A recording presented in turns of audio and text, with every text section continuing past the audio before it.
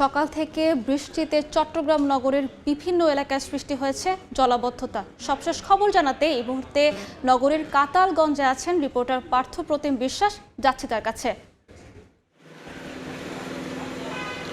আসলে গতকাল রাত থেকে বর্ষণের কারণে আজকে ভোর থেকেও আমরা দেখেছি বন্দরনগরী চট্টগ্রামে মুষলধারে বৃষ্টি হয়েছে। সেই কারণেই নগরীর কয়েকটি জায়গায় জলাবদ্ধতা সৃষ্টি হয়েছে। এর মধ্যে একটি জায়গা হচ্ছে নগরীর কাতালগঞ্জ এলাকা। আমরা এখন কাতালগঞ্জে আছি। আপনারা দেখতে পাচ্ছেন আসলে বৃষ্টি হলেই নগরীর কাতালগঞ্জ এলাকায় জলাবদ্ধতা হবে, সেটি যেন এখন অনেকটাই স্বাভাবিক ঘটনা হয়ে দাঁড়িয়েছে। তার কারণ হচ্ছে এটি নিচু এলাকা, বৃষ্টি হলে এই এলাকায় জলাবদ্ধতার সৃষ্টি হয়।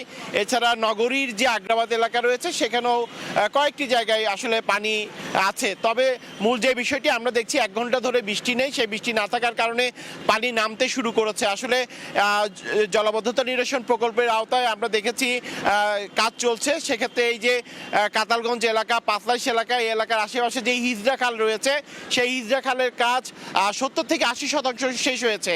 যখন পুরোপুরি হিজড়া খালের কাজ শেষ হয়ে যাবে তখন এই এলাকার যে জলাবদ্ধতা হয়, নিচু এলাকার যে জলাবদ্ধতা হয়, সেই অংশের পানিও কিন্তু আর হবে না, এমনটাই আমাদেরকে কিন্তু সিটি কর্পোরেশন মেয়র কিংবা সেনাবাহিনীর পক্ষ থেকে জানানো হয়েছিল। তবে যেহেতু বৃষ্টি হয়, টানা বর্ষণ হলে আমরা দেখেছি এইসব জায়গায় আসলে জলাবদ্ধতা সৃষ্টি হচ্ছে, সাধারণ মানুষের প্রচুর দুর্ভোগে পড়ে। আসলে আমরা আজকে সকাল থেকেই দেখেছি হঠাৎ করে আসলে মুষলধারে বর্ষণের কারণে এখানে জলাবদ্ধতা সৃষ্টি হয়। কাতালগঞ্জ, পাঁচলাইশ এলাকা যারা সাধারণ মানুষজন রয়েছে তাদেরকে কিন্তু চরম বেকায়দায় পড়তে হচ্ছে। তারা বারবার আসলে একটি বিষয় বলছে, এই এলাকার যে পানির যে বিষয়টি, বর্ষা আসলেই কাতালগঞ্জ কিংবা পাঁচলাইশ এলাকায় আসলে জলাবদ্ধতা হবে, সেটি স্বাভাবিক ঘটনা হয়ে দাঁড়িয়েছে। এই অবস্থা থেকে তারা পরিত্রাণ চায় এবং তারা সরকার কিংবা চট্টগ্রাম সিটি কর্পোরেশন কিংবা সিডি এর কাছে দাবি জানিয়েছেন যাতে অতি দ্রুত হিজড়া খালের কাজ শেষ করে এই এলাকার যে জলাবদ্ধতা হয় সেই জলাবদ্ধতার হাত থেকে নগরবাসীকে মুক্তি দেওয়ার জন্য।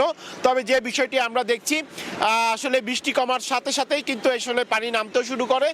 আমরা এখানে আসলে 1 থেকে 1.5 ঘন্টা ধরে দাঁড়িয়ে আছি এবং এই যে এলাকায় যেটি দেখেছি, হাঁটু থেকে কোমর সমান পর্যন্ত পানি ছিল। তবে সেই পানি কিন্তু এখন অনেকটাই কমে গেছে। যদি বৃষ্টি না থাকে কিছুক্ষণের মধ্যে হয়তো যেসব এলাকায় কয়েকটি জায়গায় জলাবদ্ধতা সৃষ্টি হয়েছে সেই সব জায়গার পানিও নেমে যাবে। তো এই ছিল আমার কাছে এখনো পর্যন্ত নগরীর কাতালগঞ্জ এলাকা থেকে এখানকার সর্বশেষ খবর। সরাসরি যুক্ত ছিলাম চট্টগ্রাম থেকে।